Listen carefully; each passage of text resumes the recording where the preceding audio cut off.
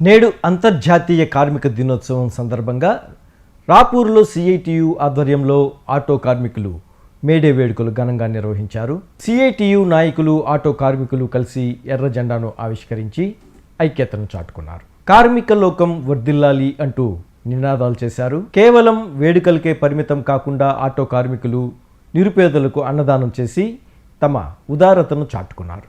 ఈ సందర్భంగా వారు మాట్లాడుతూ, ఎండనక వాననక ఈ సమాజ ప్రయాణపు చక్రాన్ని నడుపుతుంది కార్మిక లోకమేనని, రాష్ట్ర కేంద్ర ప్రభుత్వాలు కార్మికులకు మేలు కలిగే సంస్కరణలు తీసుకురావాలని వారు అన్నారు. కార్మికులందరూ సిఐటియు ఆధ్వర్యంలో ఐక్యంగా ఉన్నప్పుడే మన సమస్యలకు పరిష్కారం దొరుకుతుందన్నారు.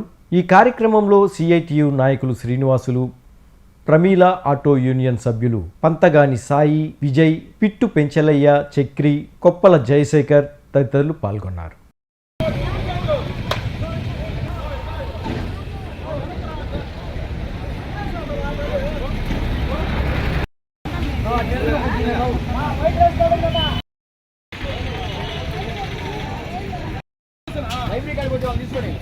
ప్రపంచవ్యాప్తంగా మొత్తం ఎర్ర జెండాకు సంబంధించి కార్మికులు 12 గంటల విధానం రద్దు చేసి 8 గంటల కోసం పోరాడినటువంటి రోజు.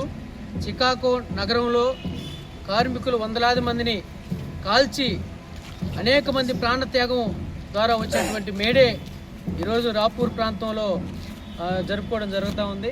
ప్రధానంగా గత 150 సంవత్సరాల కిందటే 8 గంటల పని విధానాన్ని కొనసాగించాలి అని చెప్పి ఈరోజు పోరాటం చేస్తూ ఉంటే, కానీ ఈరోజు ఈ దేశంలో ఉన్నటువంటి కేంద్ర ప్రభుత్వం కానీ రాష్ట్ర ప్రభుత్వం కానీ కార్మిక చట్టాలు, లేబర్ చట్టాలని 4 లేబర్ చట్టాలను తీసుకొచ్చారు.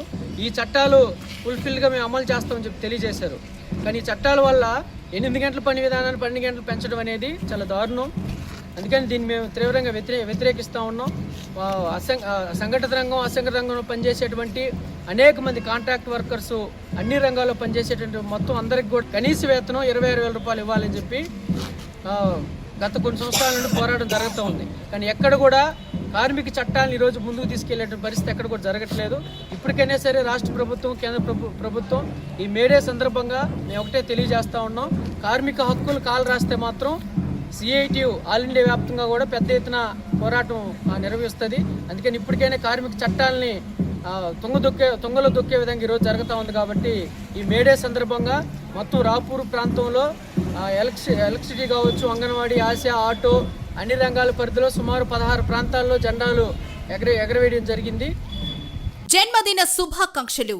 మకుటం లేని మహారాజు, మా అందరి ఆరాధ్య నాయకులు, వైసీపీ సిఎసి సభ్యులు పేనాటి శ్యామ్ ప్రసాద్ రెడ్డి గారికి జన్మదిన శుభాకాంక్షలు.